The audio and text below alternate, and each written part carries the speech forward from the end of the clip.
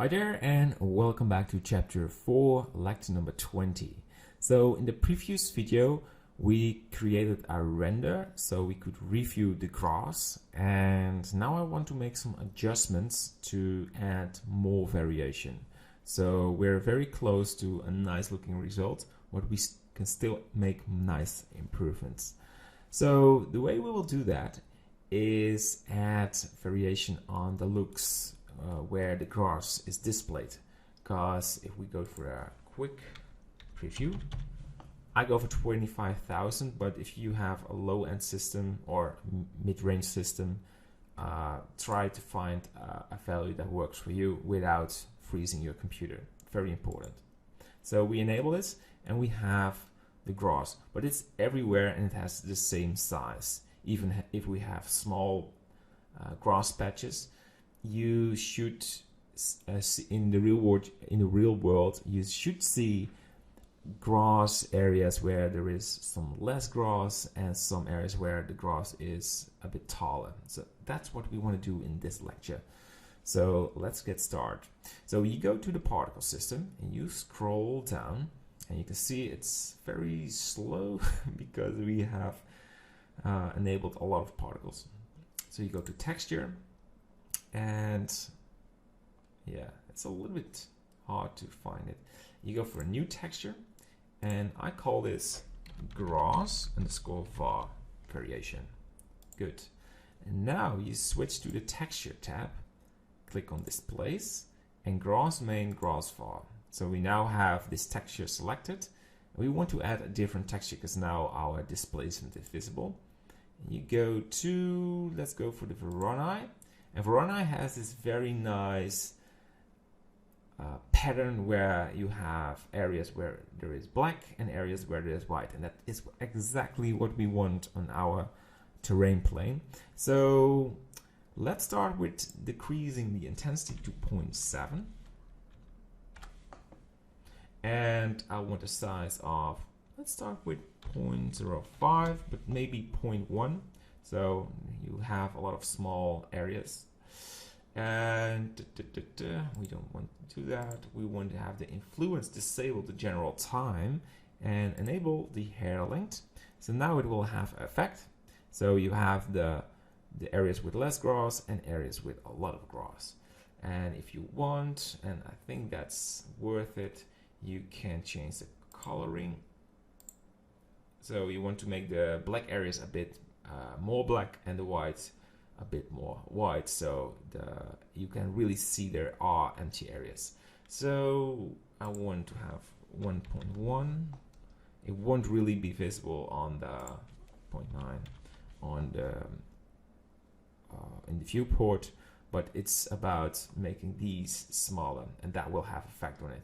I think we go for a 0.1 value. I think it's not updating real time. That's pretty weird. Maybe we have to disable it and enable it again to have it. So maybe for 0.2. There's something happening. No, not really. Anyway, so we have this Voronoi texture enabled, and let's go to the viewport. And because the main size is now lower, I would like to increase this in the main tab, so it's now 6. Go for a value of 8. So pretty nice. So you really have empty areas, but because we have 25,000, it's not a real representation of what we really have in the scene. So I like to disable it and go for a value of 120,000. So that's a lot of strands, but because we have disabled the viewport display, we still have a very fast viewport. Good. So I like to go for a new render so we can review it and maybe make even some more small adjustments, but we need to have some information. Before we do that, I like to increase the render resolution. So go for something like 27. Well, we can just fill in 27, and let's go for 1400. Good, and increase the render samples to 150, so we won't have a lot of noise, so it will lower it. Well, it will affect the render time, of course, but we're looking for a nice looking environment, so yeah, it's part of the work. So I will hit render and then pause the video, and when we have the image, we will do a quick review and making some small adjustments. All right, let's go for the render.